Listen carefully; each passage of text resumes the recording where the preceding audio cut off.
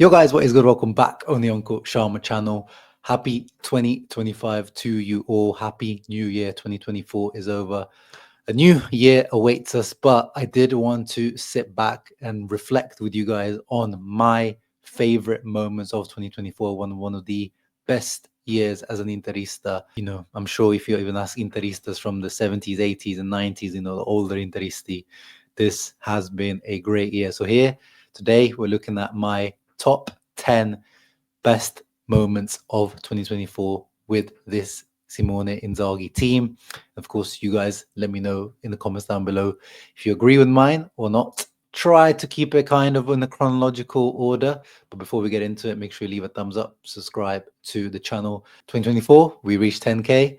2025, I want to reach 12K. Help me out. Actually, before we get into my favorite moments of 2024, I'll give you my goal of 2024, my favorite goal of 2024, and that is easily Nicolo Barella against Atalanta.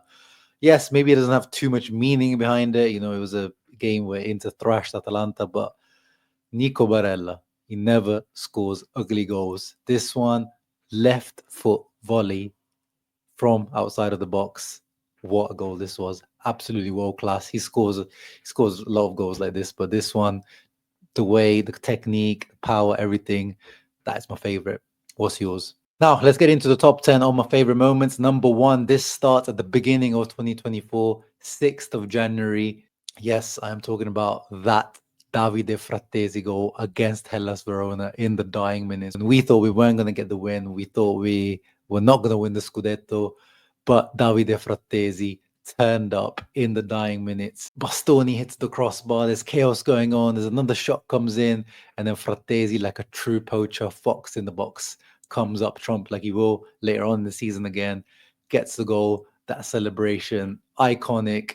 Got his cheeks out for some reason. And then what makes this moment even sweeter is the fact that a few moments later, Thomas Henry, the Hellas Verona striker, goes on the other end and misses a penalty. And that was the moment where Interisti, I think we knew that, we kind of felt like luck was going to be on our side this year and the Scudetto was going to be ours. So that's why, number one, we start off the list with Davide Frattesi versus Hellas Verona. Number two, 19th of January 2024, Supercoppa. And no, I'm not talking about the Supercoppa final victory against Napoli. That could have been the easy win. And of course, tomorrow Inter are going to be playing in the Supercoppa, trying to win it again.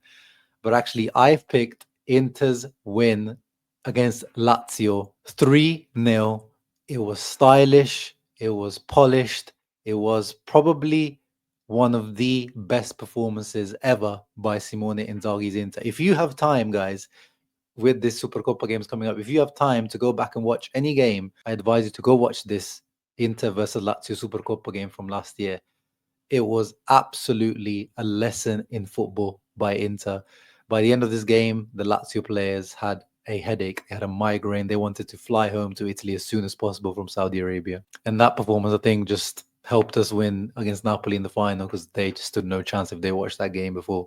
Next up, on the 28th of January, another key moment towards us achieving the historic Seconda Stella, Inter going away to Fiorentina on the 28th of Jan. What I would love about this win is that this is straight after the Supercoppa win with a slightly rotated team away to Fiorentina. Slani stepped in for Hakan. Frattesi deputized for Barella. Carlos Augusto did well on the left-hand side for Di Marco. Inter's depth came through this time. Like he did many times last year, it was a match-winning, very, very crucial goal from Lautaro Martinez, which is one of the reasons why he ended up winning the Serie A MVP.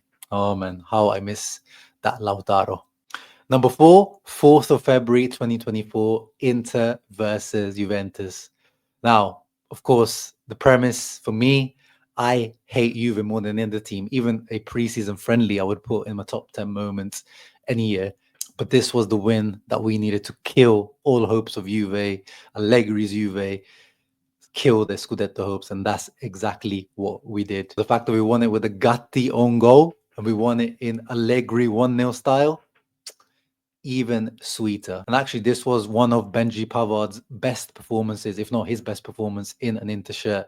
That night, he was great defensively, and then he was actually the one that got involved in the box with a scissor kick that ended up leading to Gatti's own goal. And cherry on top, of course, is that after that win, Juve season went down the shitter. Their season was in disarray afterwards. They just about finished in the top four.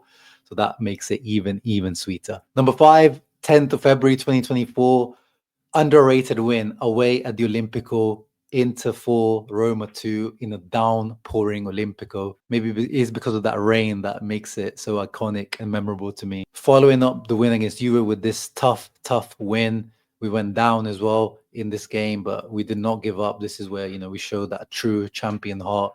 And even Alessandro Bastoni scored on that counter attack where we stole the ball off Alexis Sanchez's feet. It's a good day when Bastoni scores because that's quite rare. Number six, 9th of March 2024. This is the 1-0 away win against Bologna. Can you see the pattern, by the way? I do like a gritty 1-0 win, don't I? Now, hear me out. This is Thiago Motta's high-flying Bologna, the young Bologna team that got to Champions League last year. And they gave it into a really, really tough game. But our own up-and-coming young defender came up trump for this one. Jan Bisek with a really, really good diving header goal from a Bastoni assist. And that was probably also like a key moment in Bisek's career. Since then, we can now say maybe even gone ahead of Benji Pavard in the pecking order at Inter. So not just for the moment and for the 3 points that goal gave us closer to the Scudetto, but also a very important moment for Jan Bisek. 2024 also includes this season, and let's move into the season. 30th of August, at the beginning of the season, Inter versus Atalanta, 4-0. This was really, really amazing to watch. Inter gave Atalanta a spanking again, back to back. Just the previous season, we beat them 4-0 at home as well, and now we beat them again. This is where, of course, that Barella goal, that was my goal of the season, came from. And why I'm picking this is because we needed this as Interisti. The team needed this. The season started off a little bit shaky.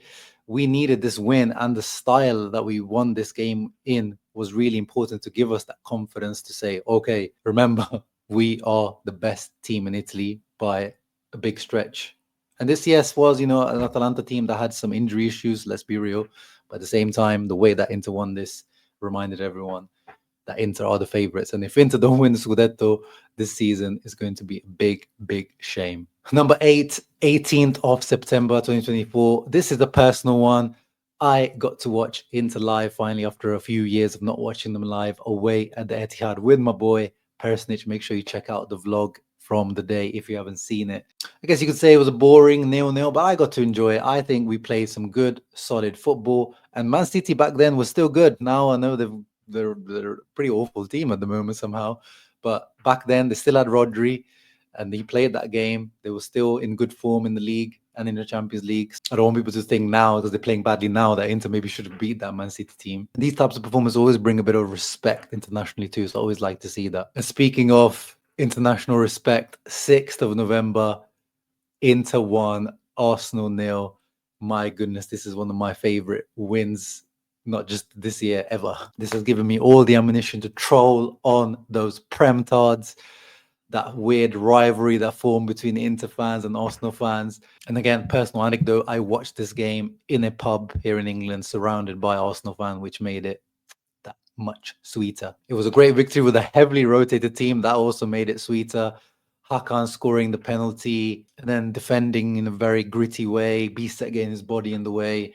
And then the win in general, the 3 points in this new UCL format gave into the conviction that, yeah, we can get to top 8 quite easily and we can beat pretty much any team in Europe on our day. And now let's end it with number 10, the most obvious one. I know it was in chronological order up until now because we have to go back to last season, 22nd of April, when Inter won the Scudetto in Milan's face. Again, personal anecdote, watching this at Inter Club London alongside other Interisti, watching Francesco Cerbi, who, was going through a bit of a tumultuous period with all the Juan Jesus drama that happened a few weeks back. And then, maybe is he going to stay? But him scoring the first goal, it was already over when Marcus Thuram scored the second one at Magnan's near post. We know he likes to concede there. And then afterwards, the Milan players lost their heads.